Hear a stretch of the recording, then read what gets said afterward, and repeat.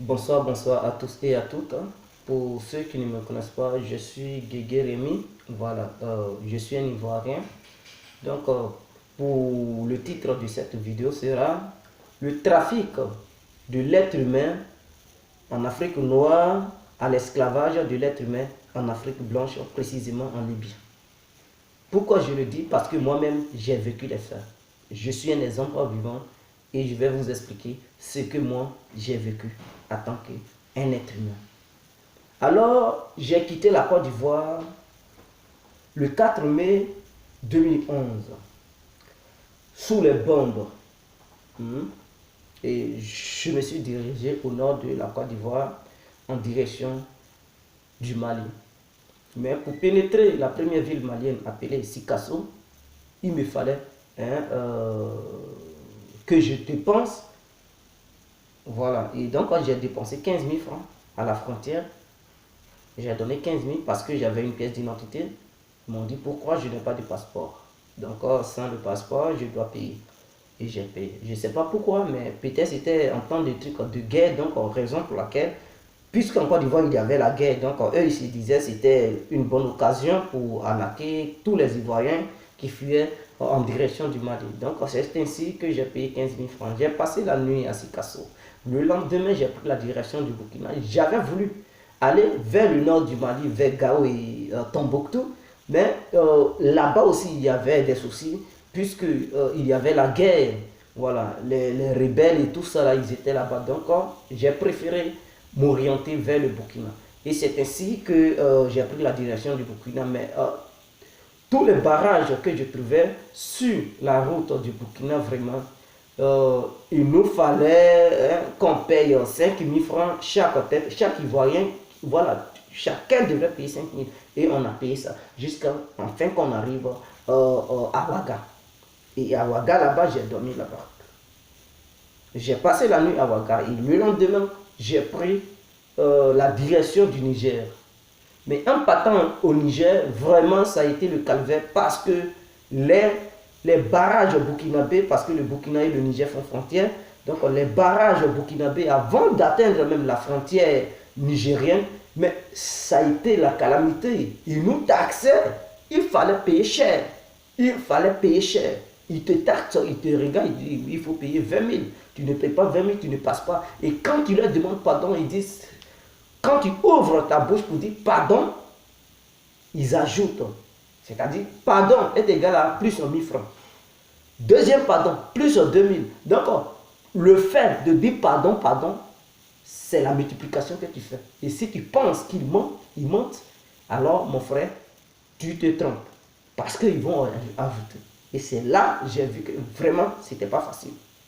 Il fallait qu'à chaque barrage, je paye 20 000, 20 000, 20 000. Donc, ces policiers-là, d'abord, ce sont des vrais arnaqueurs. Ce sont des vrais arnaqueurs. Eux, ils n'ont pas pitié parce que tu n'es pas burkinabé. Tu dois payer. Et nous avons dépensé. Jusqu'à on arrivait à la frontière du Niger, entre le Niger et le Burkina. Là, vraiment, les policiers nigériens, après, ils sont plus pires que les policiers burkinabés. Parce qu'ils nous ont tellement taxés. 40 000 pour traverser la frontière, afin que tu n'atteignes le territoire nigérien, tu dois payer 40 000 francs. C'est francs. Comme si tu te dédouanais. Comme si tu étais une marchandise. Comme si tu étais un colis. Tu dois payer. Tu dois te dédouaner. Parce que tout simplement, tu n'es pas nigérien. Et ils mangent nigérien. C'est-à-dire, si tu es nigérien, tu peux passer. Il te suffit de parler à Oussa, ou bien de parler les langues, et tu passes. Mais si tu ne parles pas la langue, et que tu es un étranger venant d'un autre pays, mon frère, tu ne peux pas traverser là. Tu dois payer tes 40 000 francs CFA avant de traverser. Et nous avons payé. Parce que j'avais 3 600 000 francs CFA. Donc ça ne me disait rien, absolument rien. Je me disais, bon, au lieu de rester là et voilà, avoir des ennuis ici, puisque ton pays, ça ne va pas, raison pour laquelle tu viens de fuir les bombes et tout ça. Parce que reconnaissons qu'à Yopougon, ça n'allait pas du tout. Et voilà, nous les jeunes, on était traqués là-bas. Il fallait se sauver. Sauf qu'il peut. Et j'ai pu me sauver. Je remercie le Dieu hein, de nos ancêtres. Et je me suis retrouvé au Niger. Au Niger, à Niamey, je passe la nuit dans la gare de Haï Transport. La gare de Haï Transport, c'est une compagnie nigérienne qu'on appelle Haï Transport. Pour le Niger, c'est-à-dire Niamey à Agadez, il faut payer. Donc le transport, c'est 20 000 francs CFA de Agadez à Niamey. Non, de Niamey à Agadez. Nous avons pris les tickets et notre car a démarré à 4 h du matin, direction Agadez. Nous avons pu atteindre à Agadez aux environs de 19 h. On quitte à Niamey à 4 h du matin, on arrive à Agadez à 19 h. C'est très loin. Mais là encore, il y a des barrages parce qu'il paraît qu'au Niger, l'État ne paye pas bien, les corps à bien, donc eux-mêmes, ils se payent sur le terrain. C'est eux-mêmes qui se payent. Donc, c'est à travers le trafic humain qu'ils arrivent à obtenir leur salaire. Donc, ils ne jouent pas. Ils ne jouent pas. Donc, avant d'atteindre maintenant la ville d'Agadez, il y a un barrage, un grand barrage. C'est là qu'on fait descendre tous les personnels qui sont dans les différents véhicules, dans les différents cars. On est descendu. On te demande de payer. Là maintenant, oui, c'est là il y a le vrai problème. On te demande, quand tu descends, tu pars où? Tu dis, bon, je voyage, je pars en Libye ou je pars en Algérie. Une fois que tu leur dis ça, mon frère, tu ne vas plus remonter dans le car. On te dit, passe ici, assieds-toi ici, assieds-toi ici. Tous ceux qui voyagent, qui partent dans les pays maghrébins, ils ne vont plus continuer leur voyage. Ils vont les faire descendre, rester là. Une fois qu'ils constatent que tu n'es pas nigérien, tu descends. Là, au dernier barrage, tu descends. Maintenant, c'est là qu'ils vont commencer à faire le trafic humain. Alors, mais avant de faire le trafic humain, tu dois payer d'abord. La police qui est là, tu dois payer à la police.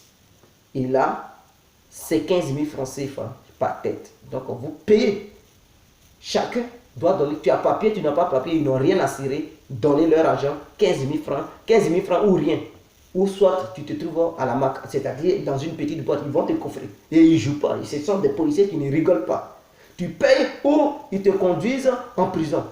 Il faut faire un choix. Et je sais que le gouvernement nigérien est au courant, mais le gouvernement nigérien ne parle pas parce que le gouvernement a peur que ces policiers, ces agents se révoltent contre le gouvernement. Parce que si le gouvernement nigérien veut les contrôler et les empêcher, ils sont capables de se révolter contre le gouvernement. Mais comme le gouvernement les laisse se payer sur la route, voilà, le gouvernement est libre, le gouvernement aussi pille les caisses et eux aussi, ils raquettent les passagers. Donc, kiff, kiff.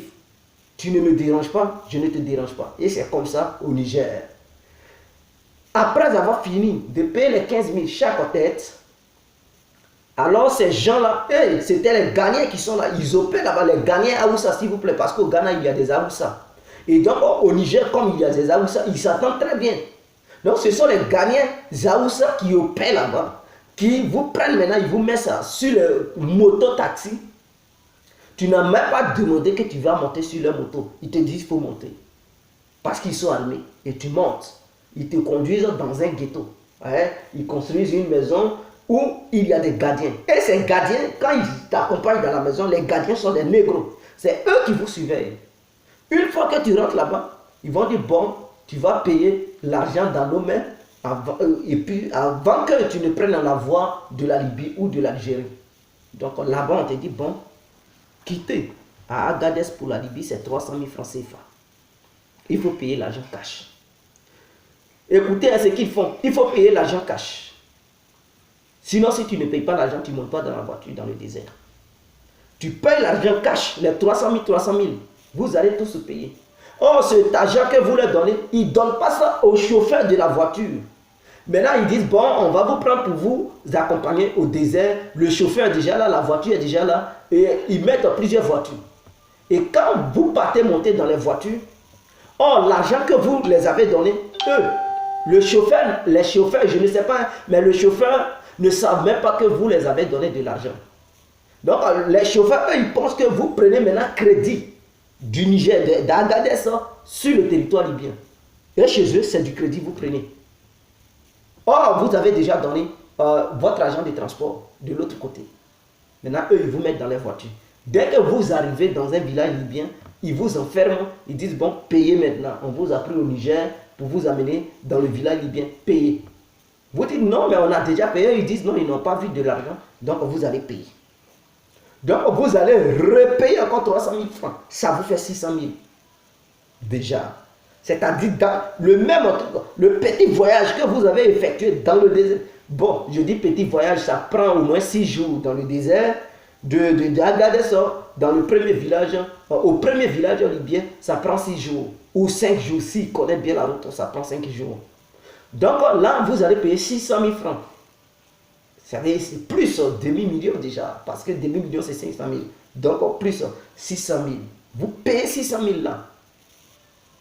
Vous payez déjà. Donc eux, ils vous ont pris de l'argent. Ils vous vendent dans les mains de ces chauffeurs pour dire, ces crédits, ils prennent. Arrivé, ils n'ont qu'à donner votre argent parce qu'ils ont de l'argent. Mais vous ne savez pas si eux,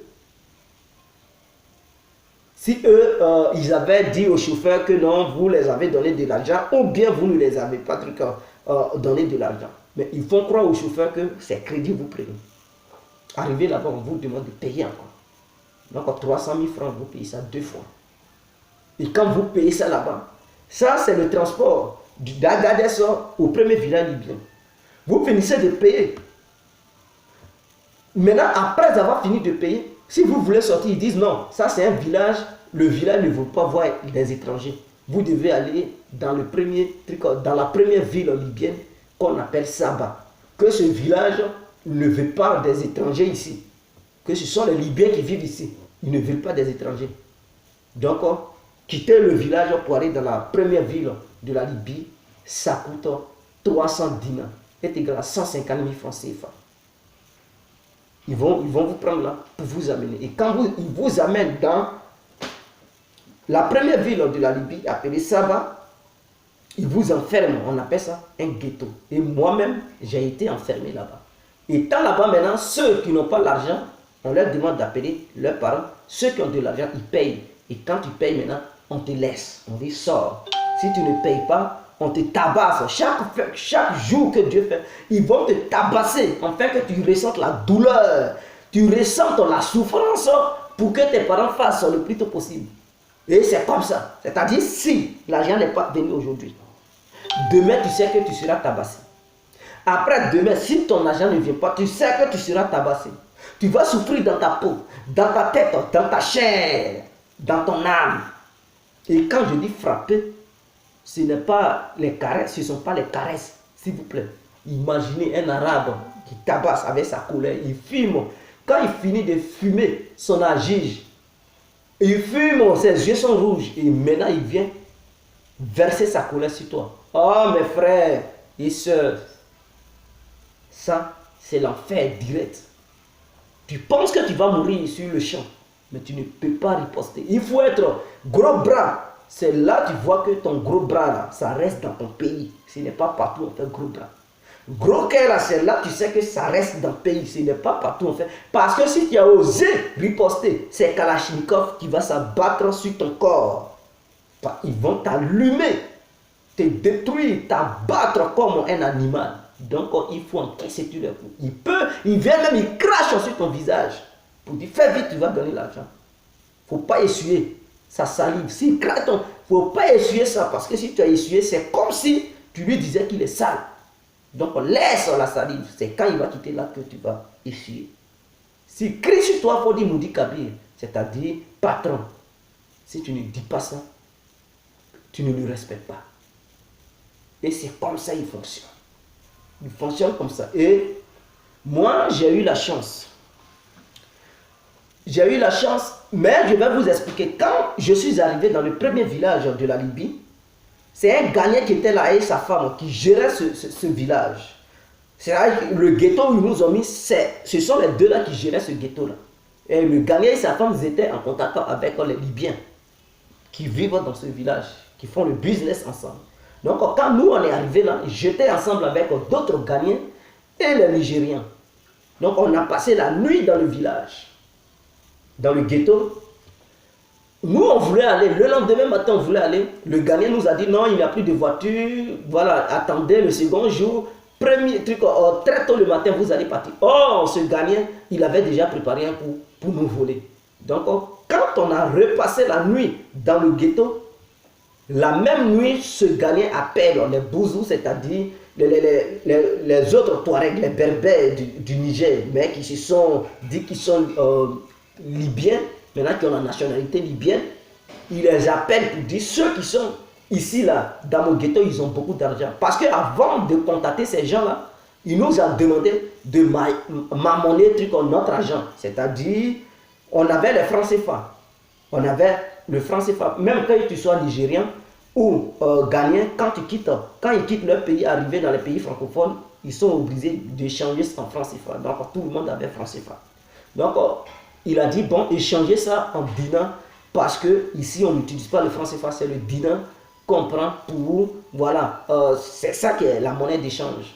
Moi, avec mon argent, parce que j'ai pris les 600 000 francs pour mon transport, et il me restait encore, et les 3 millions, je n'avais pas touché, j'avais mis ça dans mon sac, j'avais barré un sac comme ça, tout l'argent était dedans, plus mes 2 appareils, écran tactile, j'avais ça dans mes poches. Donc j'ai dit, bon, la monnaie que j'ai sur moi, je vais prendre 2 billets de 10 000 francs pour échanger ça en dinar. Donc les 2 billets de 10 000, j'ai échangé ça en dinar pour que, au cas où j'ai fait, je vais enlever ça là-dedans pour manger. Voilà, pour dépenser. Et c'est comme ça que j'ai fait. Donc le gagnant, quand il a constaté qu'on avait beaucoup d'argent avec nous, alors la nuit, il appelle les gens, des terroristes, pour venir nous agresser. Et les gens, moi j'étais couché en pleine nuit. Je vois quelqu'un me tire, je me lève, j'attends dans mes oreilles, bah, on me lime, je veux, il me gifle encore, je vois, voilà Kalachnikov qui est sur moi. J'ai soulevé mes 2 mains comme ça, il dit, où est le foulouse? Où est l'argent? Je ne peux pas parler, je ne comprends même pas l'arabe. Il parlait, je ne comprenais pas. Mais, ce mot est resté dans ma tête, mais je ne savais pas ce que cela voulait dire. C'est après, plus tard, j'ai compris que quand on dit comme ça, ça veut dire où est l'argent. Il me demandait, je ne parlais pas. Il a pris son genou, il a mis ça dans mon ventre. Je voulais m'abaisser, il m'a giflé. Il dit, lève-toi. Et je me suis levé. Il m'a fouillé, il a pris mes 2 appareils. C'était bien chargé, il y avait assez de crédit là-dedans. Il a pris, j'étais connecté sur le réseau MTN et Orange. Il a pris mes 2 appareils. Il m'a fouillé l'argent qui était sur moi, les billets, il a pris. Et il a regardé dans mon sac. Il découvre, il y a 3 millions là-dedans. Il prend tout cet argent. Je suis vide. Je suis vide, je n'ai plus rien. Comment faire pour manger? Et ils ont fouillé tout le monde. Mais le gagnant et sa femme, ces gens n'ont pas touché le gagnant et sa femme. Ça nous a paru suspect. Suspect. Oh, on était dans la même maison. Et il dit, bon, ils ont volé. Quand ils sont partis, il dit, oh, Master, pardonnez, ils ont volé, bon, c'est ça la vie, laissez tout ça, ne parlez pas trop, sinon si vous parlez trop, peut-être ils vont vous tuer, peut-être ils ne sont pas loin. Et il nous fait peur. On a compris que c'est lui. Mais on ne peut pas aussi l'accuser parce que si on l'accuse, il peut nous créer problème avec les Arabes. Voilà comment, encore, on ne sait plus comment faire. On prend maintenant crédit pour aller à Saba, dans la première ville libyenne, 300 dinars. Et on arrive là-bas, on nous enferme, on nous met dans un ghetto. Une fois dans le ghetto, ils nous demandent de payer. Chacun n'a pas appelé ses parents pour payer de l'argent. Ok. Maintenant, étant là-bas, comment faire pour manger? Il y a une femme togolaise qui préparait de la nourriture, qui vient nous vendre la nourriture en crédit. C'est-à-dire, avant que tu ne sortes là, tu dois payer le crédit. Tu dois payer sa nourriture. Elle calcule chaque fois, elle met ton nom. Et elle te dit, c'est la nourriture, le plat coûte 5 dinars. Donc, chaque fois que Dieu fait, c'est 5 dinars que tu dois payer. Ouais. Plus c'est 300 dinars que tu as pris, c'est-à-dire le crédit que tu as pris pour quitter le premier village libyen pour la première ville libyenne appelée Saba, tu dois payer ça. Donc, moi, j'ai fait 2 mois au sein de ce ghetto, sans voir la lumière. Je dis ça. C'est-à-dire, eux, ils ont fait de telle sorte que les policiers qui passent au dehors ou les militaires ne sachent pas qu'il y a des gens, il y a des étrangers dans la maison. Donc, ils ont barré partout. Ils ont bien fait et tout. Il n'y a que l'obscurité, c'est l'ampoule, on allume. Mais le jour du soleil comme ça, non, on voit ça, c'est un problème. Et maintenant, là où nous on était, il y avait une femme nigérienne qui faisait son relais. Donc, c'est là-bas. On est dans une chambre comme ça.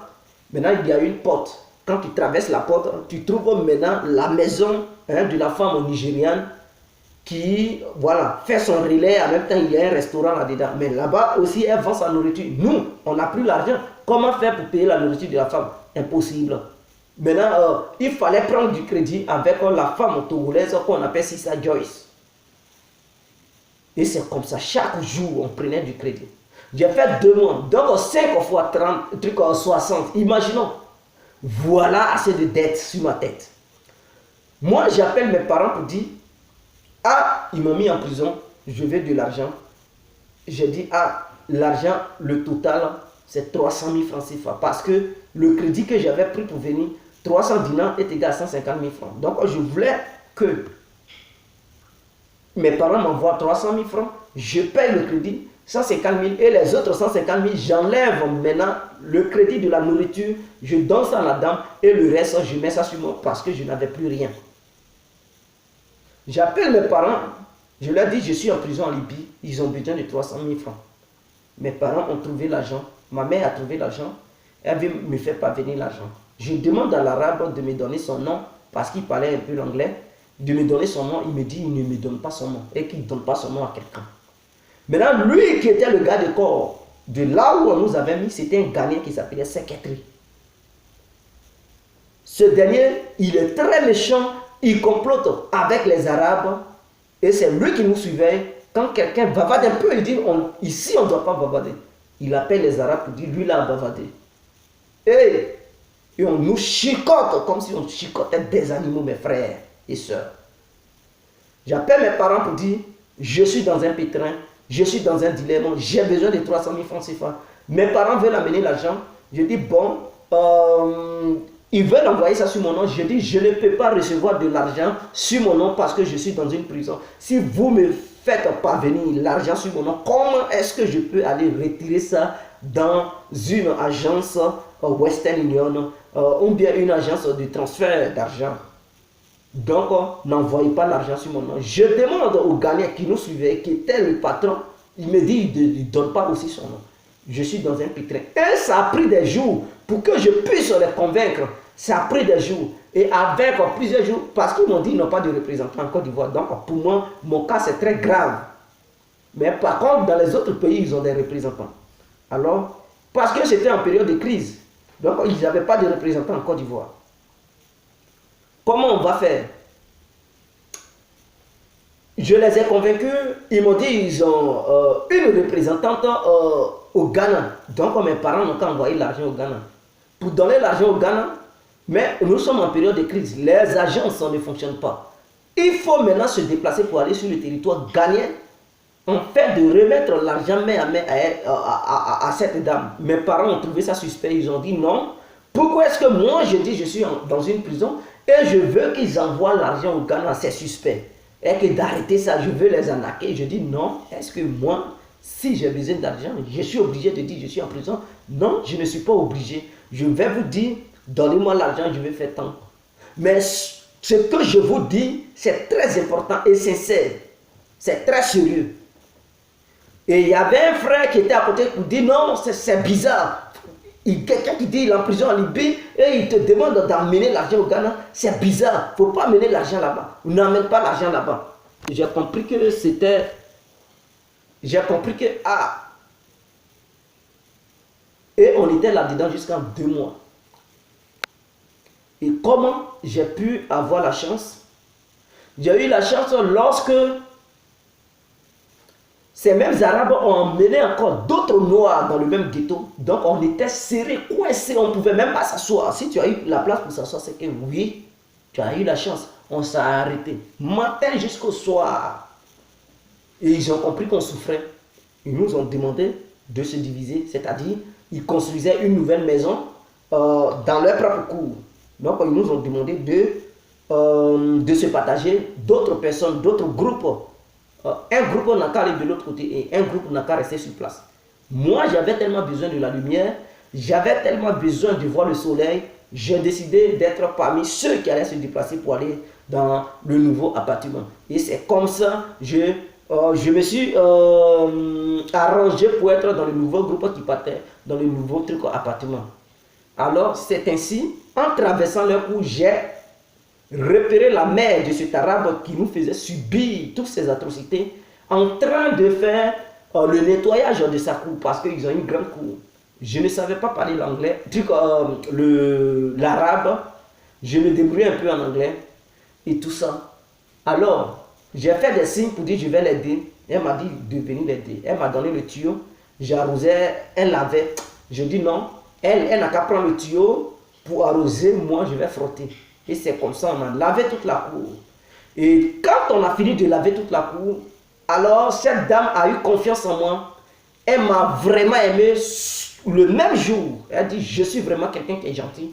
Et on a fini de faire le nettoyage. Moi, j'ai rejoint l'autre groupe.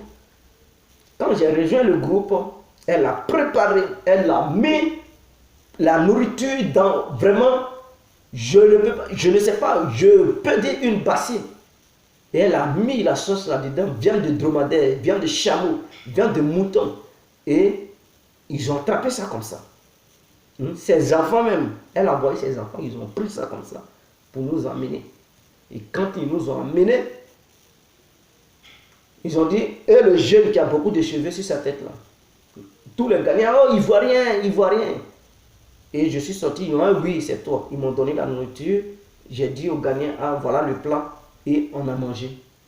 Donc à cause de moi, la femme togolaise qui amenait sa nourriture pour nous obliger de prendre le crédit pour manger, à cause de moi, on ne prenait plus crédit, tout le monde ne prenait plus le crédit, parce que la femme arabe préparait tous les jours pour me donner. Et quand elle me donnait, je partageais la nourriture avec les autres. Mais chacun avait droit à 3 coups pour manger, parce qu'on était tellement nombreux, et c'était sauf qui peut. Tu prends 3 coups, tu as eu la chance, ça va rester dans ton ventre jusqu'à le lendemain. Et quand la dame a constaté ça, elle m'a dit non, désormais, elle ne va plus me donner nourriture là-bas. Mais à chaque fois que la nourriture sera prête, elle va m'appeler pour que je vienne manger dans la cuisine. De manger si je ne suis pas rassasié, de me servir. La mamite et la sauce, tout. Elle dit de me servir. Je dis, ah, moi je mange, ça me faisait mal. Ceux qui étaient en haut là-bas, elle m'a dit, bon, si je suis rassasié, je peux soulever la mamite, amener ça en haut là-bas, mes amis vont manger. Et c'est comme ça. Je soulève la mamite, tout le riz était beaucoup et il y avait assez de sauce. Je leur donne et ils mangeaient, ils étaient contents, tout le monde. Et même on a fait parce que c'est grâce à moi, ils mangeaient maintenant. Et grâce aussi à la vieille. Et la vieille a constaté, ça a dit non, toi tu ne peux pas rester parmi eux. Viens, voilà la maison. Et elle me donne une chambre.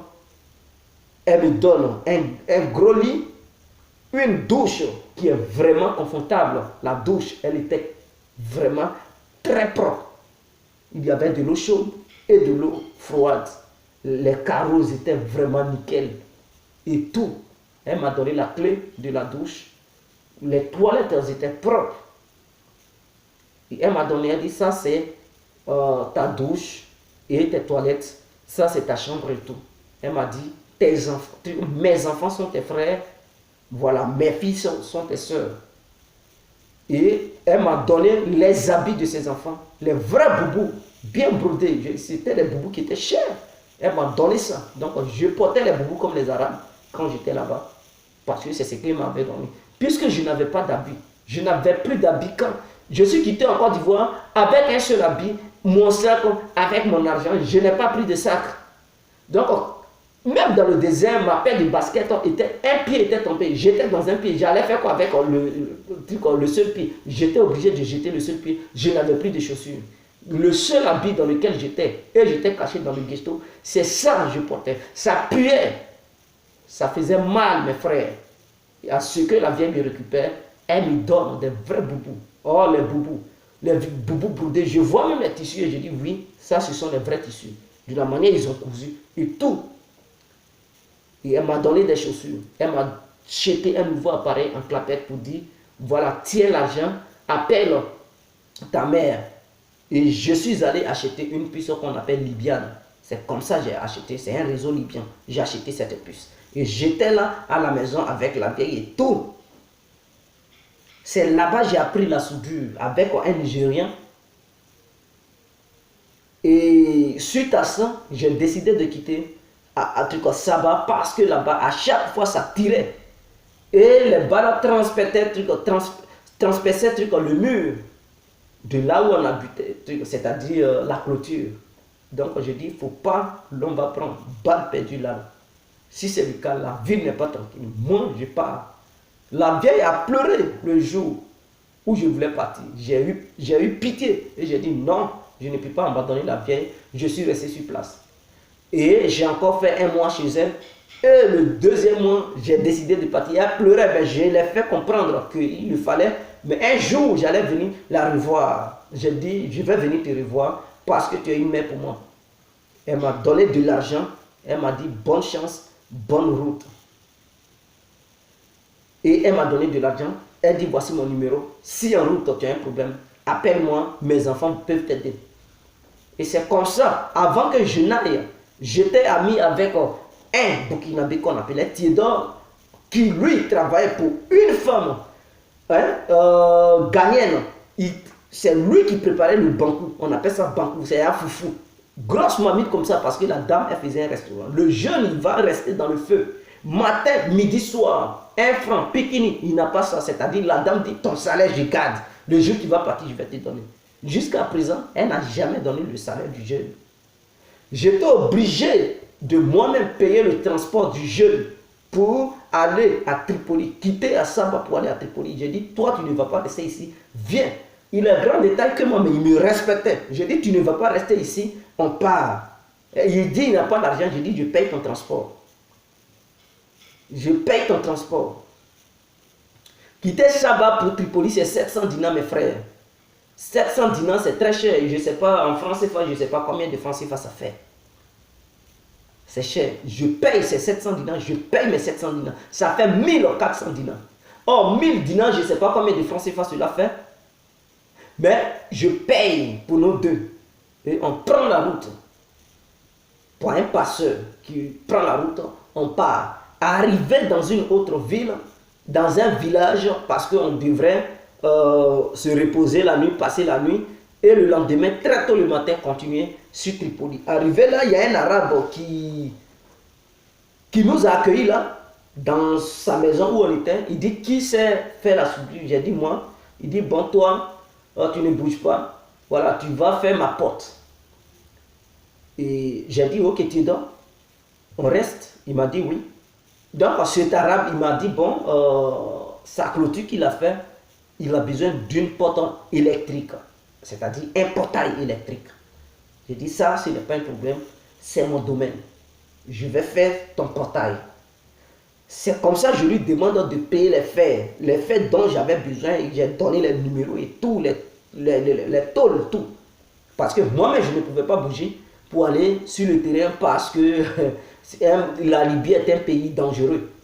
Et j'ai fait une liste en français. Lui, il parle l'anglais. J'ai fait une liste en français et je lui explique ça en anglais un peu. Il m'a dit ok. Et il part, il prend sa 4x4, il s'en va, il fait l'achat. Il vient. Et moi, je fais la porte. Un gros portail comme ça. Je fais ça et je mets les roues. Le portail électronique, on doit marcher sur les roues. Je mets les roues tout. Et je mets les trucs là. Là où ça doit faire truc. Et il m'a dit, bon, ça va, il va appeler maintenant un électricien pour faire le branchement. Je dis, bon, c'est déjà prêt, ça y est là. Ce monsieur, il me donne 40 dinars, c'est-à-dire le portail que j'ai fait, il nous donne 40 dinars. Je dis, c'est la merde. Oh, un portail coûte 2000 dinars. Quand vous faites un portail comme cette taille, c'est 2000 dinars. Lui, il me donne 40 dinars. Moi, et tu dors. Et il nous demande qu'il veut faire un garage, on va travailler dans le village. Il y avait plusieurs Arabes qui venaient. Non, tu vas faire aussi pour nous, tu vas faire aussi pour nous. Mais oui, je vais faire aussi pour vous. Mais si vous me payez à un prix dérisoire, 40 dinars, ce n'est pas le prix d'un portail. Même une petite porte qu'on fait, on ne paye pas ça 40 dinars. Une petite porte, si ça n'a rien coûté, c'est 300 dinars. Mais je fais un gros portail comme ça qui coûte au moins 2000 dinars et lui me donne 40 dinars. J'ai dit non, je ne peux pas travailler dans ton garage. Moi, je vais aller à Tripoli. Il est fâché, il nous prend, il nous dépose à la street. Il nous dépose là-bas. Et il dit, bon, lui, il ne peut pas nous amener à Tripoli. Là, on est confronté à un dilemme. On fait comment? Voici, on ne sait pas où dormir. Voici des Cadiens qui nous prennent. Ils nous il nous loge pour une nuit et le lendemain, il dit on n'a qu'à partir. Ok, il n'y a pas de souci.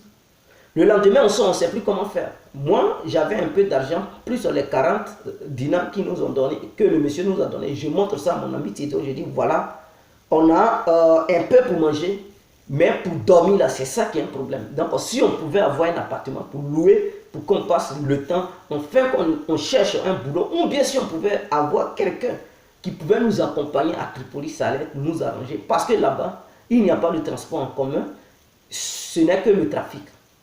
Nous, on vient d'arriver, on connaît personne qui fait le trafic. J'ai dit, bon, si c'est le cas, allons-y.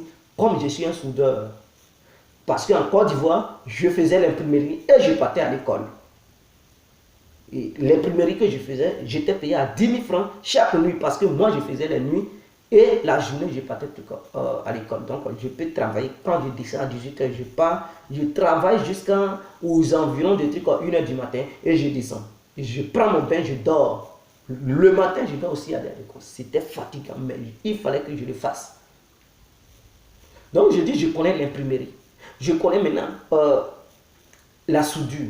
Donc, cherchons. Si on gagne un coin d'imprimerie ou un coin de soudure, toi, je vais dire, tu es mon apprenti. On va travailler ensemble. Et ce qu'on va gagner, on va partager ça. On a cherché. Il n'y a pas d'imprimante là-bas. Un coin d'imprimerie, on ne gagne pas. Tous les coins de la soudure, ils nous ont dit qu'ils étaient en carême, qui n'embauchent personne. Je dis, bon, si c'est le cas, on n'a qu'à changer de boulot.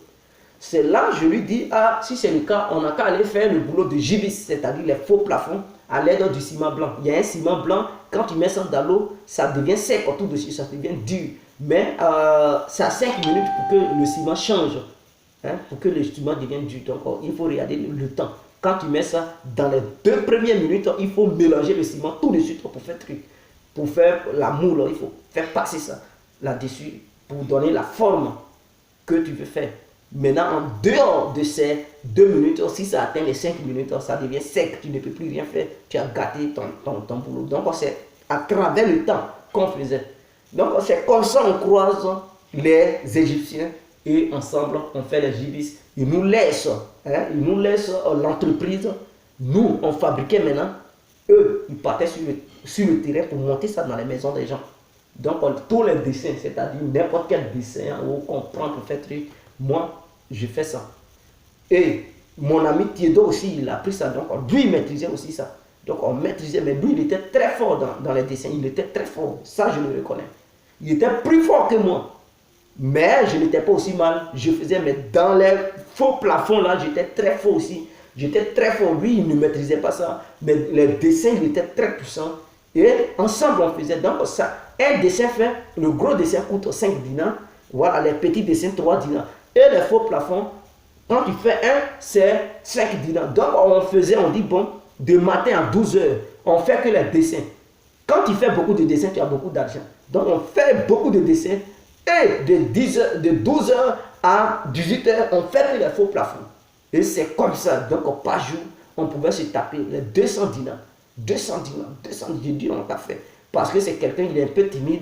Il faut parler sur lui pour qu'il puisse faire. Mais quand tu parles sur lui, il a le courage. Mais quand tu ne parles pas, il est trop... Mais quand je parlais sur lui, il ne me répondait pas mal. Non, il me respectait. Malgré qu'il était grand que moi, mais il me respectait. Il me respectait parce qu'il se disait que je suis son patron.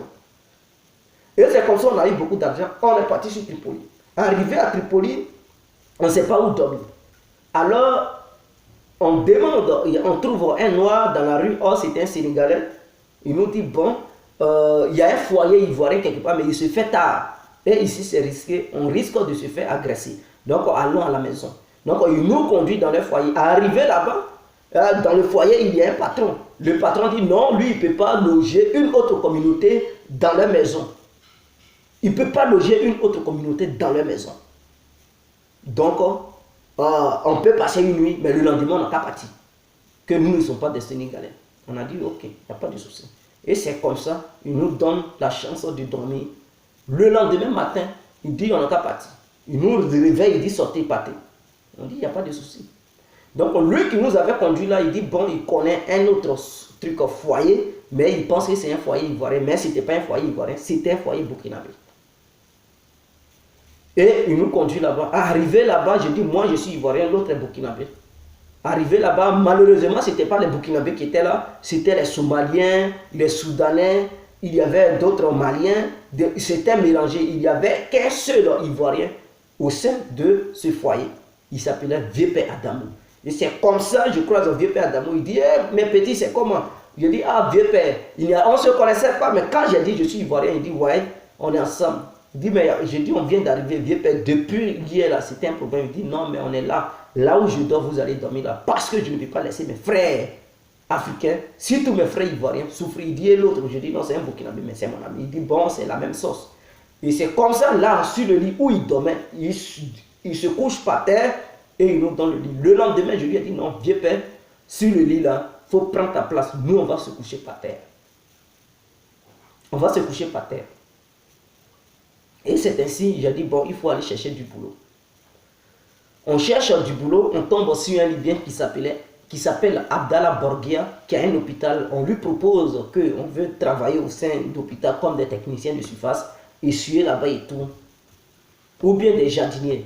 Il dit, bon, toi, tu pars dans mon village, j'ai une grande maison, tu vas surveiller la maison. Lui, il reste dans l'hôpital, il va surveiller les fleurs. Et lui, le monsieur, il me conduit spécialement dans son village, où je surveille sa maison. Il n'y a pas de souci. Je suis là, j'arrose les plantes, les trucs et tout. Les raisins, j'arrosais les raisins et tout. Les tartres, c'est moi qui m'occupais de ça. Il ne me payait pas. Et dans cette même maison, moi j'avais ma chambre, il y avait un Algérien et sa femme, tout, qui avait sa chambre. Moi maintenant, l'argent que j'avais, je dis, bon, je vais donner à ma mère 300 dinars. Comme je n'avais pas de documents libyen, parce que ma pièce d'identité ivoirienne ne pouvait pas me permettre de faire un transfert dans une agence libyenne, sinon il m'arrête automatiquement. Parce que je suis arrivé là-bas de façon illégale. Je donne l'argent à cet Algérien pour dire, s'il te plaît, toi tu as les documents ici, fais-moi le transfert, voici le nom sur lequel tu vas envoyer l'argent, voici tout. Je lui ai donné toutes les coordonnées. Il prend l'argent, il met ça dans sa peau, il dit, il va faire le truc. Le lendemain, tout ça là, ça fait 3 semaines, il ne fait pas. Il m'envoie de gauche à droite. J'ai constaté que le monsieur a bouffé mon argent. J'ai dit, bon, je vais dire à sa femme. Puisque sa femme avait déjà fait la France. Elle est née en France, elle a grandi en France, et c'est là qu'ils se sont croisés.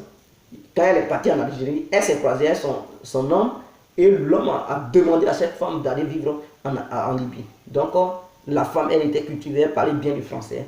Et donc, c'est ce qui a fait que j'ai dit, bon, je vais lui expliquer le cas. Comme elle connaît les règles de l'Europe, elle peut influencer son mari. Or, là-bas, ce sont les femmes qui commandent. Donc, je dis à la femme que ton mari, je lui ai donné mes 300 dinars, il prend ça. Je ne sais pas où qu'est-ce qu'il a fait, mais ça fait 3 semaines. Et quand je lui demande, il ne me dit rien, donc je veux mon argent. Et c'est comme ça, la femme dit, mais le jeune t'a donné 300 dinars. Donne l'argent du jeune. Il faut lui donner l'argent. Je ne veux pas de problème. Donne-lui son argent. C'est comme ça, le monsieur, il est révolté contre moi, il est fâché. Il part prendre crédit, il me rembourse parce que lui-même, il ne travaille pas. Il part prendre crédit, il me rembourse mon argent. Donc, comme il est fâché parce que je lui ai demandé mon argent, alors ce monsieur, il appelle mon patron pour dire, il m'a vu en train de boire la liqueur. Moi, boire la liqueur pour me créer des ennuis. Parce que la Libye, c'est interdit de boire l'alcool. Quand on te voit avec l'alcool, on te tue. Donc lui, il voulait maintenant qu'on m'élimine. Voilà comment il y avait un militaire à côté. J'ai oublié son nom. Qui souvent venait là, en causait. Qui dit de lui expliquer en Côte d'Ivoire comment ça va, comment, voilà. De lui parler de l'Afrique et tout ça, lui, il va me parler de la Libye. Donc, on faisait échange de trucs, d'informations. Je lui disais ce qui se passait là-bas. Lui aussi, il m'expliquait pourquoi ils ont enlevé Kadhafi. Je lui demandais pourquoi il y a la guerre là-bas. Voilà, pourquoi il y a la guerre là-bas, pourquoi ils combattent Kadhafi et tout. Et il m'expliquait tout. Là-bas aussi, moi, je lui expliquais ce qui se passait en Côte d'Ivoire et particulièrement en Afrique. Donc, on faisait les échanges d'idées. Et c'est lui qui m'a dit, comme il a appelé le patron pour dire, toi, tu as bu l'alcool, si le patron vient, il va venir avec des militaires, ils vont te tuer. Il faut quitter la maison. L'argent, abandonne tout ce que tu as fait. Et moi que tu as fait pour chez lui, là, laisse ça. Sinon, si tu veux l'argent, toujours, il va te dire, je vais te donner l'argent, viens. Quand tu vas monter dans la voiture, ils vont te tuer en route. Abandonne l'argent, va là-bas. Et c'est comme ça que je suis allé me réfugier chez un Tunisien. Le Tunisien chez qui j'étais, je vais vous le dire, j'étais là, j'étais logé là. Et Dieu merci, j'ai eu le contrat dans une école où ils m'ont demandé de faire la peinture des fenêtres et des portes de cette école. Et j'ai fait, ça m'a coûté au moins 3000 dinars. Et les 3000 dinars, j'ai reçu avant ça 1500 dinars. Quand j'ai fini, j'ai reçu les autres 1500 dinars. Ça me faisait 3000 dinars. Et donc, sans compter les autres contrats. Un jour, un arabe vient me chercher pour dire il a un boulot. On part là-bas, il me montre un grand coin pour dire de travailler là. Je lui dis le coin est grand. Donc, quand c'est comme ça, ça doit coûter un peu plus. Je veux 60 dinars. Lui me dit non, il a 20 dinars. Je dis non, si c'est le cas, je ne veux pas travailler. Il dit non, il a 20 dinars que je dois travailler. Une obligation. Je dis non, je ne travaille pas. Il dit non, je dois travailler. Et il me laisse, il dit, ça va payer truc, les machins, le pain et du jus. Je dis non, je ne travaille pas. Quand il est parti, moi, j'ai pris ma route, je suis venu à la maison. Pendant que j'étais à la maison en train de cuisiner, il vient avec l'un de ses amis. Dieu merci ce jour-là. Je remercie le Dieu de nos ancêtres. Dieu merci ce jour-là. Il y avait un monsieur qui était du Soudan, qui avait aussi duré dans la maison. Il débarque avec son ami dans une voiture, il enlève la Kalachnikov, il veut m'abattre parce que pourquoi? Il m'a dit de travailler, moi je viens à la maison, j'ai refusé de travailler. Il voulait me battre. Voilà comment le Soudanais, il vient, il dit de me mettre derrière lui. Et je me suis mis derrière lui. Comme lui aussi, le Soudanais, il était connu dans la ville. Il dit, mais attendez, attendez, attendez. Dans le village, attendez, attendez. Il voulait, il veut m'abattre. Il a dit non, non, non. Et il les a calmés, il a parlé en arabe. Il dit, lui, il ne sait pas qu'est-ce qu'il fait. Il était obligé, ce Soudanais était obligé de m'insulter pour les calmer. Il dit, ils n'ont rien dans la tête, les Africains, ils n'ont rien dans la tête. Vous savez, non, c'est parce qu'ils n'ont rien dans la tête qu'ils font ça et tout ça, ils sont comme ça. Faut pas, ne les regardez pas, vous êtes plus intelligents qu'eux et tout ça. C'est là, ça les a apaisés. Ça les a apaisés, ils ont dit, oui, tu as raison, ils n'ont rien dans la tête et tout ça. Il dit, voilà, si quelqu'un n'a rien dans la tête, tu vas le tuer pour faire quoi? Qu'est-ce que tu vas gagner? Tu ne vas rien gagner là. Il faut les laisser, ce sont des fous, ils n'ont rien dans leur tête. C'est des gens, ce sont des pauvres, ils n'ont rien dans leur tête. C'est là, et voilà, parce qu'il leur a donné la grandeur, il les a élevés. Donc ils étaient contents. Et ils m'ont laissé, ils sont partis. Et après, il s'est retourné vers moi pour dire de l'excuser s'il a parlé comme ça. Mais s'il ne faisait pas ça, ils allaient m'abattre. Donc il était obligé de me dénigrer et de dénigrer tous les Noirs en fait de les permettre de ne pas m'abattre. Et de me permettre de survivre. J'ai dit non, il n'y a pas de souci. Vraiment, merci. C'est là, ce Soudanais me dit de partir parce que ce sont des gens, ils sont capables de revenir encore pour dire non, ça ne passe pas. Quand ils vont fumer la drogue, ils vont vouloir venir m'abattre. Ou bien je peux marcher dans la rue comme ça, ils vont m'abattre. Donc de quitter le village. C'est comme ça que je repars sur Tripoli. Mais pendant que j'étais dans le village, mon ami Théodore que j'avais laissé à Tripoli, dans l'hôpital qui était comme truc, il dit il ne me voit pas, donc il veut me rejoindre dans le village. Malheureusement, en venant, il s'est fait arrêter par la police. Il a été conduit en prison. Aujourd'hui, jusqu'à aujourd'hui, je n'ai pas de ces nouvelles. Et c'est comme ça que je repars à Tripoli. Je repars à Tripoli, je trouve le vieux père Adamo. Je dis, ah vieux père Adamo, je suis là. Tout l'argent que j'ai eu, je lui ai donné. Il dit, ah ok, il gagne. Un jour, je suis sorti. C'est là que je me suis fait prisonnier. On m'attrape, on m'envoie dans une prison loin du désert. Loin de la ville plutôt. Une prison qui se situe au milieu du désert. Mais quand je suis parti, j'ai trouvé des milliers de Noirs, mes frères. Des Noirs, tu comptes même les os. C'est-à-dire, même ici, la colonne vertébrale, tu peux compter les trucs. Hein? Tu peux regarder combien de trucs, combien d'os sont composés de la colonne vertébrale. J'ai compté ça et je voyais des gens qui sont maigres. Ils sont tellement maigres que vraiment ça coupe ton appétit. Il y a des gens qui ont la diarrhée. Ils vont aller où? Ils souffraient. Il y a d'autres qui mouraient. Quand je suis arrivé là-bas, il y a d'autres la gale parce que mais quand tu arrives là-bas, qu'est-ce que tu peux faire? On t'arrache ton portable, l'argent, tu n'as plus rien. tu n'es pas en contact avec qui que ce soit. Tu n'es pas en contact avec n'importe... Non, tu ne peux pas être en contact avec quelqu'un. Et tu es là-bas, on ne vous juge pas, vous souffrez. Le Libyen, il vient bon matin, il prend sa Kalachnikov, il tire en l'air, il pèse sur la toiture. Il va tout trouver. Et tu n'as pas le droit de lui dire Moudis, truc, malèche. Non. Ça veut dire patron, pardon, ne dis pas. Tu vas lui dire ça, toi tu es qui? Un esclave. Tu vas lui dire quoi? Il te tabasse. Il te frappe mal. Et même, s'il t'a frappé, il faut dire merci, mais il te met une balle dans la tête. Il te met une balle dans la tête, mes frères. Beaucoup mouraient. On était mélangés des femmes. Tu vois, il y avait d'autres filles qui étaient enceintes. Elles se sont fait enceinter là-dedans parce que tellement les gens, ils étaient trucs. La coagulation devrait les tuer. Ils font même amour devant les gens. Ils mourent les filles devant toi. Et ça ne leur disait plus rien. Elle tombait enceinte. Il y avait d'autres. Et ils nous ont expliqué. Et moi, mes petits séjours que j'ai fait, parce que j'ai fait 3 semaines, j'ai vu des gens en train de faire l'amour devant nous. Ça ne leur disait plus rien. Ils étaient à l'aise. Et ces femmes, elles tombaient enceintes. Elles ne se lavaient pas.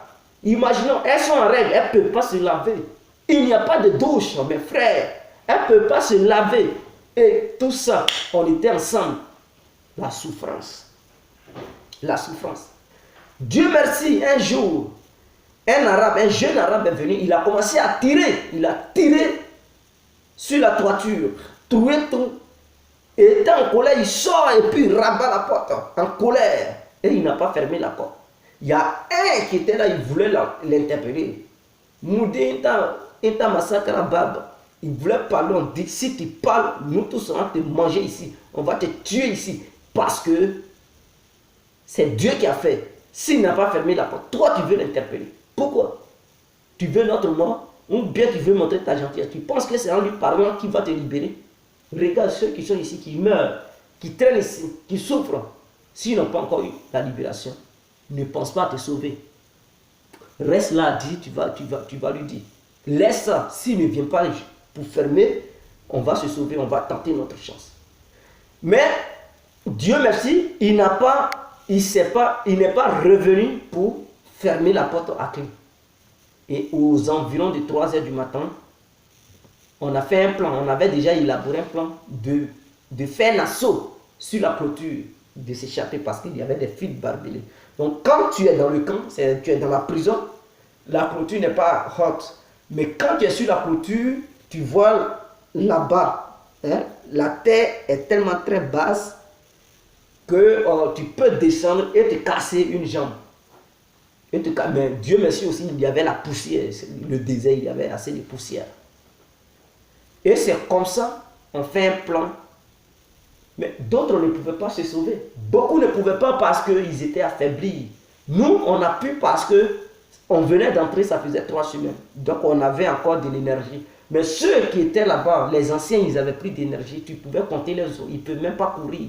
Ils ont faim. Ils ont besoin de soins. Ils étaient malades. Les femmes ne pouvaient pas. Elles étaient enceintes. Ils ne pouvaient même pas. Et tout le monde est en prison. Tu n'as pas volé. Tout ça parce qu'ils t'ont attrapé. On dit que tu es venu de façon illégale sur le territoire. Pour ça, ils te mettent en prison jusqu'à ce que tu meurs. Vous trouvez ça normal? Vous trouvez ça normal? C'est ainsi qu'on lance un assaut. Aux environs de 3 h du matin, on ouvre la porte parce qu'ils ont même des chiens bergers allemands là-bas. Donc c'est quand les chiens commencent à aboyer que eux, ils se réveillent avec les kalash. Donc ils dormaient. Ils étaient dans les appâts en train de dormir. Les chiens étaient libres, mais couchés.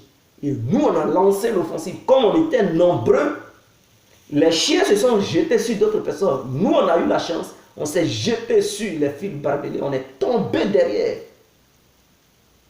Avec les fils. On s'est levé. Le sang coule, mais tu cours. Tu te sauves la peau. Mes frères, c'est ainsi qu'on a réussi à se sauver. On a réussi. Et derrière nous, on attendait les coups de fil. Les coups de canon. On savait qu'ils étaient là, massacrer les Noirs. On a couru jusqu'à... On est arrivé au bord d'une voie où il y avait une 4x4 qui passait. On est sorti, on a arrêté ça. On dit on veut aller à Tripoliville. Le monsieur a dit bon, il y a un barrage devant, faire comment? Lui aussi, il veut faire business là. Il a fait son business. On dit bon, on va rester derrière. Il dit bon, vous savez ce qu'on va faire. Couchez-vous. Il a coupé les herbes. Il y a quelqu'un qui... Parce qu'eux, ils plantent les herbes là-bas. en Côte d'Ivoire là-bas ou en Afrique là-bas, on coupe les herbes, mais eux, ils plantent les herbes, ils arrosent les herbes. Et les gens payent les herbes là-bas. Vous comprenez? Parce que c'est un pays désertique. Pour que leurs animaux mangent, il faut planter les herbes. Donc les roseaux, ils plantent ça, tout ça là. Donc ils coupent les herbes, ils mettent ça sur nous comme s'ils partaient donner de quoi à manger à ces brebis. Et nous, on était en dessous de ces... On était sous ces herbes. On était couchés. Arrivés sur le barrage, les militants ont regardé, ils ont dit ok. Ils disent non, ça c'est la nourriture des trucs. Bon, eux, ils n'avaient pas pensé que les êtres humains allaient être en bas. Eux, on est passé. Arrivé à Tripoli, c'est comme ça, je dis à vieux père Adamo, parce que tu dis là où tu es, il part, il dépose chacun là où il est quitté. Et tu lui donnes son argent en même temps. Tu ne lui donnes pas son argent, il te signale à la police, ils vont te ramener encore en prison. Donc c'est ainsi qu'il m'a accompagné là où j'habitais. J'ai dit à vieux père Adamo, puisqu'il avait gardé mon argent, il donne maintenant. Je lui ai dit, ah, il faut donner 150 dinars parce que c'est ce qu'il nous a demandé. Et il donne, et moi je descends. C'est là, vieux père Adamo me dit, petit, tu vas partir, il faut partir en Italie. Je dis, non, vieux père, je ne bouge pas. Il dit, petit, il faut partir. Je dis, non, je ne bouge pas. Il dit, bon, tu ne peux pas partir en Côte d'Ivoire. Tu ne veux pas partir en Italie. Tu veux faire quoi ici? Tu viens d'arriver, regarde, à Tripoli. Tu viens de faire la prison. Tu viens de te chapper. Tu fais comment? Petit, il faut partir. Et il m'a, c'est-à-dire, il m'a tellement parlé. J'ai refusé le premier jour. Il dit la nuit porte conseil. Le lendemain matin, il m'a réveillé. Il dit ce que je te dis. Sinon, la prochaine fois, peut-être ils vont te tuer. Ici, c'est la Libye. Ça ne joue pas. Tu peux marcher dans la rue, quelqu'un il peut tuer, il tirer sur toi comme ça. Parce que tu es un nègre. Tu l'énerves. Ou bien il a fait palabre à la maison avec sa femme. Donc il vient tergiverser sa colère sur les négros. Et il va t'abattre et puis ça ne va nulle part. Ils ne vont pas l'arrêter. C'est ainsi que j'ai dit, ok, vieux père, j'ai compris. Vraiment, merci pour tes conseils. Et il contacte un arabe pour venir me chercher. Et avant que je ne parte, mon appareil portable, je lui donne ma pièce d'identité.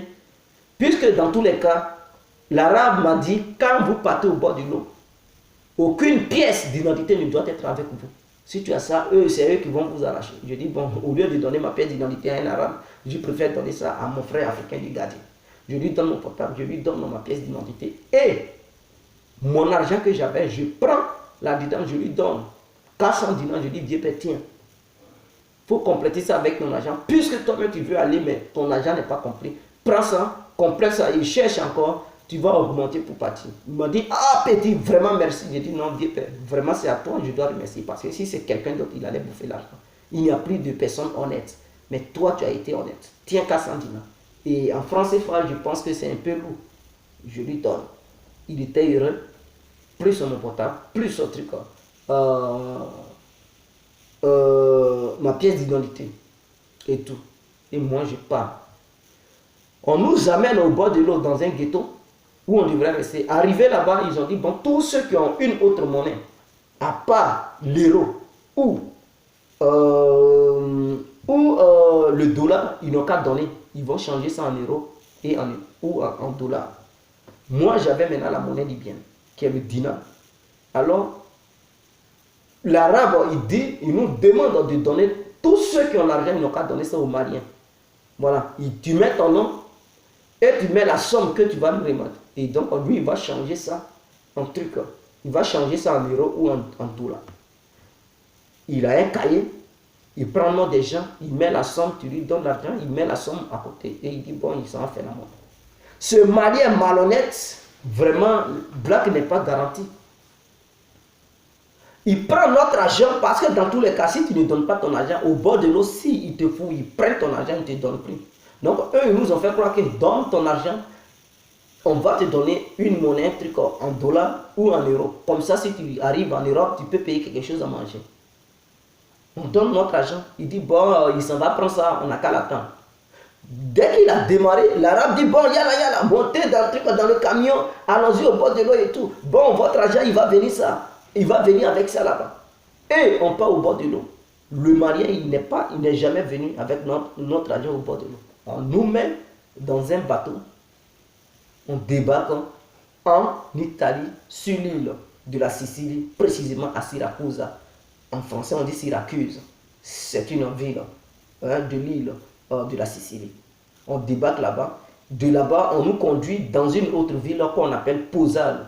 Donc, on était parti à Pozal. Ce Malien qui nous a arnaqué, qui a pris l'argent de milliers d'Africains, qui a fui avec ça, on le voit quelques semaines plus tard, lui aussi il est dans un bateau, il débarque sur la même île appelée Pozal. Moi je le reconnais, je vais vers lui, je dis mon frère, est-ce que tu me reconnais? Il dit oui, tu étais dans le ghetto. Je dis mais mon argent que je t'ai donné pour que tu me donnes une monnaie, euro ou dollar, je n'ai pas encore revu cet argent, donne-moi mon argent. Il dit non, il n'a plus d'argent. Je dis mais pourquoi vous êtes malhonnête? Il dit non, je ne l'ai pas donné. Je dis non, je vais te signaler. Comme quoi, c'est toi qui mets les gens sur l'eau. Et la Guardia d'Italia va te donner 15 ans de prison ferme. Et après, quand tu auras fini de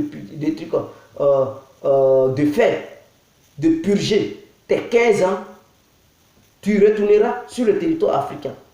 Il a commencé à pleurer. Il a commencé à pleurer. Et je n'étais pas seul. Il y avait d'autres qui l'ont reconnu, qui voulaient même le dénoncer, coûte que coûte. Il a commencé à pleurer. Il dit non, pardon. On dit on ne rend pas le mal par le mal. J'ai regardé jusqu'en...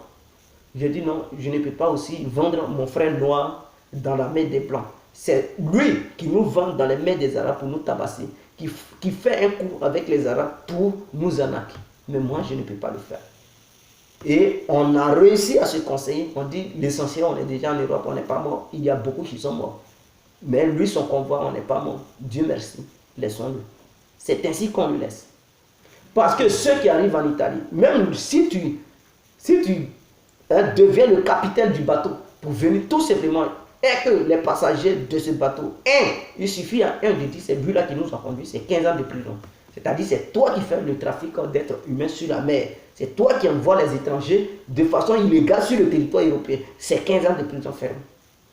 Donc, si moi je lui dénonçais, il partait en prison. Grâce au mutisme de ma bouche, il n'est pas parti en prison. Donc, c'est pour dire aux gens que l'esclavage est né par le biais de nos frères noirs. C'est eux qui ont mis ça dans les têtes des Arabes. Et ce sont eux qui travaillent avec les Arabes. Les Arabes, ils ne se sont pas levés un bon matin pour commencer l'esclavage. Les Nigériens, les Ghanéens, ils font ça depuis l'Afrique noire.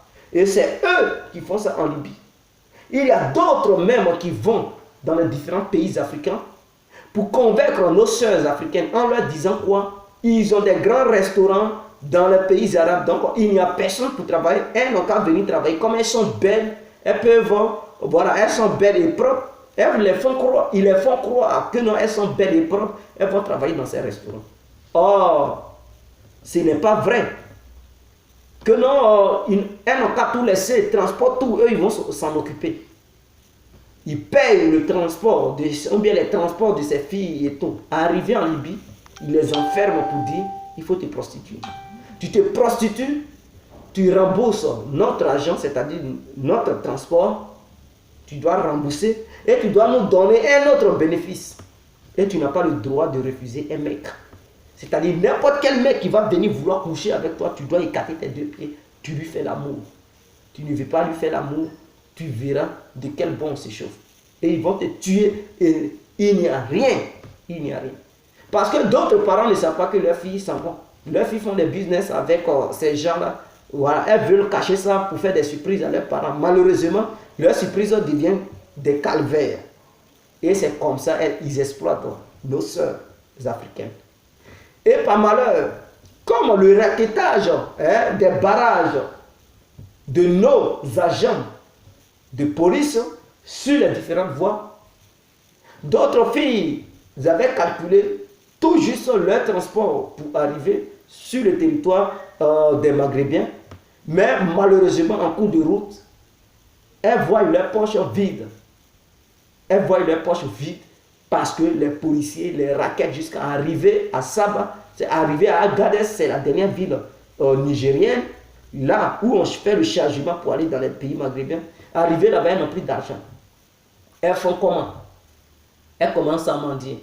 Et quand ceux qui font le trafic, nos frères qui sont en contact avec les Arabes, les repèrent, ils disent, bon, tu veux aller où? En Libye, il n'y a pas de souci, je peux t'amener gratuitement Tiens, voilà, vous êtes combien, je vais vous prendre pour vous amener, c'est cadeau, c'est cadeau.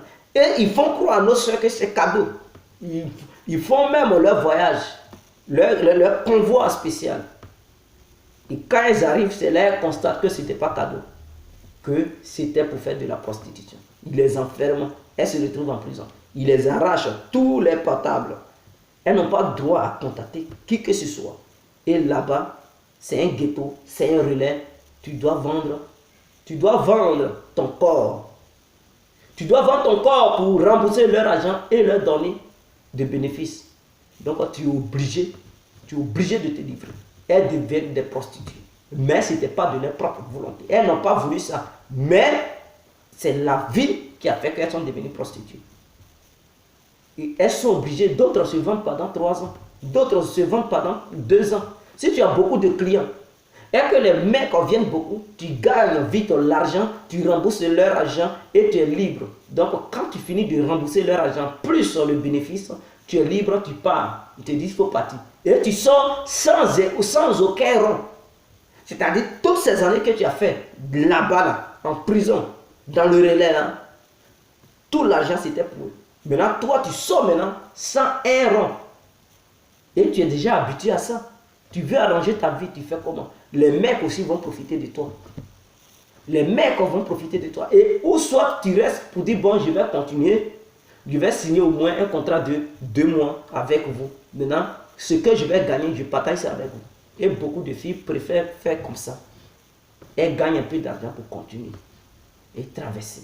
Donc, toutes les filles qui traversent, elles ont été exploitées. Toutes les filles qui traversent de la Libye vers l'Europe, elles ont été exploitées. Et il y a certains mecs qui sont malades, qui les exploitent, qui couchent avec elles. Ils les contaminent. Mais eux, nos frères qui sont dans ce business, les Arabes, ils s'en foutent que c'est un mec maladif qui vient coucher avec toi. Il n'a rien à cirer. Lui, ce qui compte, c'est son jeton, c'est son argent. Il veut de l'argent, rien. L'argent ou rien, c'est ce qui est dans leur tête. C'est ce qui est dans leur tête. Donc, ce ne sont pas les Arabes qui ont commencé l'esclavage nouveau. Ça là, c'est nos propres frères qui ont commencé ça. Parce que c'est très fort au Niger et c'est très fort au Mali.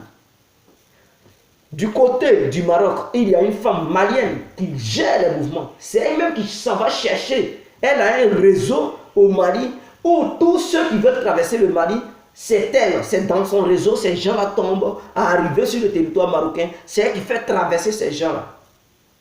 C'est elle qui les fait traverser. Elle est devenue millionnaire. Une femme navrée qui ne sait même pas parler truc français, qui n'a jamais été à l'école. Cette dame est devenue millionnaire parce qu'elle vend enfants des gens. Elle est libre. Et si elle travaille avec les Arabes marocains et ils maltraitent les gens. Ils maltraitent enfants des gens. Ils les tabassent. Si tu n'as pas d'argent, on te tue, on te jette dans un gros trou. Et elle est fière. Parce que tu n'as pas son argent, donc c'est normal. Elle dit aux Arabes de te tuer. C'est-à-dire elle n'a plus le cœur docile d'une femme, d'une mère. Elle s'en fout. Elle, c'est son jeton, c'est son argent. Et ils sont nombreux comme ça. Ils sont nombreux. Donc moi, tout ce que j'aimerais dire dans cette vidéo, je conseillerais aux différents États africains. D'ailleurs, il y a certains ambassadeurs qui visitent même ces prisons, qui savent bel et bien qu'il y a des prisonniers là-bas, mais qui ne font pas des comptes rendus. Je ne sais pas s'ils font des comptes rendus à leur président, à leurs dirigeants, mais qui voient la calamité des gens. Moi-même, devant moi, il y a un Ivoirien qui voulait quitter en Libye pour rentrer en Côte d'Ivoire. Il avait tout simplement besoin d'un laisser-passer. L'ambassadeur de Côte d'Ivoire en Libye, lui, a dit, tu n'es pas venu ici de façon légale, de la manière que tu as fait pour venir, faire comme ça, tu te retournes. Il a refusé de lui donner le laisser-passer. Vous trouvez ça normal? Ce n'est pas normal. Donc, eux-mêmes, ils sont informés, mais ils ne veulent rien faire pour leur population. Oh, les pays arabes, tu ne peux pas maltraiter leurs ressortissants dans un pays africain noir et leurs États vont rester muets. Non, ils vont demander des comptes aux États africains. Mais les États africains s'en foutent de leurs ressortissants. Voilà pourquoi les Noirs sont esclavagisés. Voilà pourquoi les Noirs sont maltraités. Et voilà pourquoi les Noirs ne sont pas valorisés partout dans le monde. Parce que nos dirigeants sont incapables, ne nous défendent pas. Ils s'en foutent. Ils font la politique du ventre plein. Ils regardent leurs intérêts et non les intérêts du peuple. Ils défendent leurs propres intérêts et non les intérêts du peuple. C'est le peuple qui n'a rien compris qui les soutient.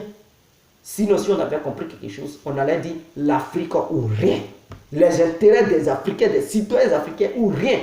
Toi, le leader, tu ne veux pas faire l'affaire des intérêts, l'affaire des citoyens africains. Dégage.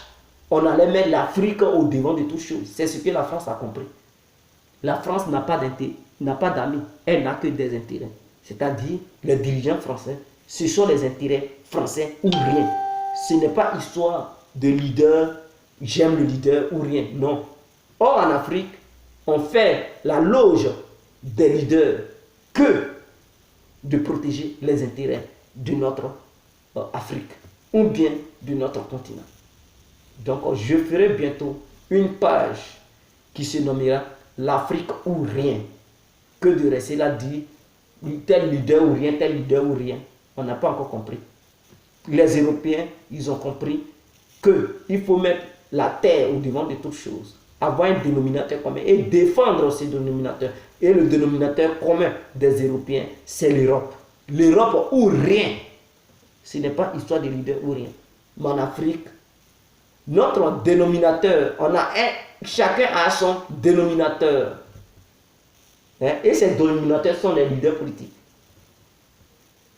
Ces dénominateurs sont des leaders politiques. Donc chacun dit, moi mon leader ou rien. L'autre dit mon leader ou rien. Et on veut bâtir un continent.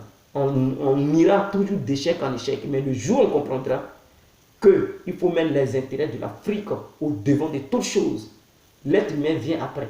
Mais la première des choses, la terre ou rien. L'Afrique ou rien. L'Afrique évoluera. C'était l'incontournable, bien compris.